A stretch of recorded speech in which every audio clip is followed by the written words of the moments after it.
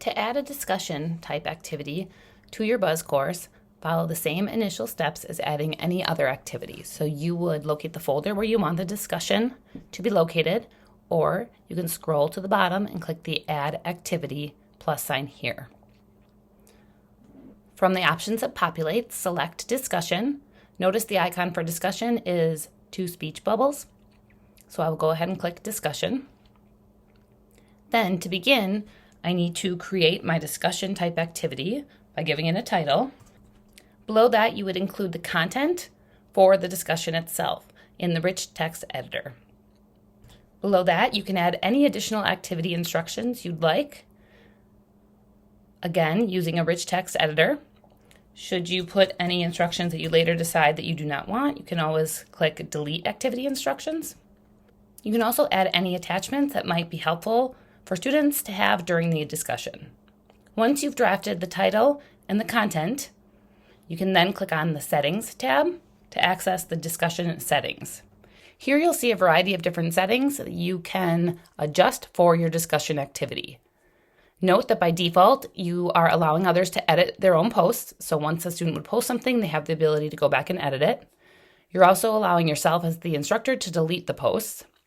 Also by default is allow students to create new threads. If this option is selected, then you also have the ability to require students to post their own discussion response before they're able to view any other students, which is a helpful option for getting students to participate in a conversation or discussion. Other options include making the discussion itself a gradable activity, which again involves having an understanding of the different grading components of adding gradable activities to your course. You can also adjust the visibility and access, meaning that you can hide the discussion from the table of contents. You can block access until a student completes a different activity, or you can require that students enter a password to participate in the discussion. When you check the block access until student completes other activity, then it's going to have you check another box that requires a passing score from a different activity, and then you can select from the other activities within the course. If you select that students must enter a password to view the discussion activity, once you check that box, it will require you to insert a password. Other options within the discussion settings include advanced gradebook options, which again goes hand in hand with the gradebook and submission and having an understanding of what those settings truly mean, which can be seen in the When Complementary Skills Advanced Gradebook session.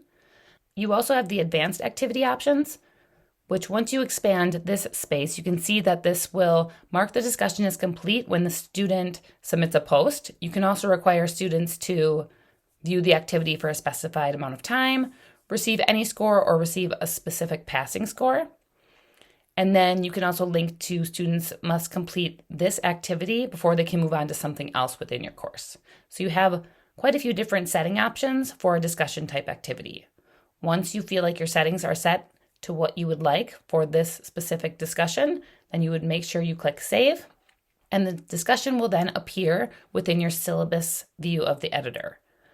Again, I did not select to add my discussion to a specific folder, so it appears at the bottom of the list, and from here I can click and drag wherever I would like it.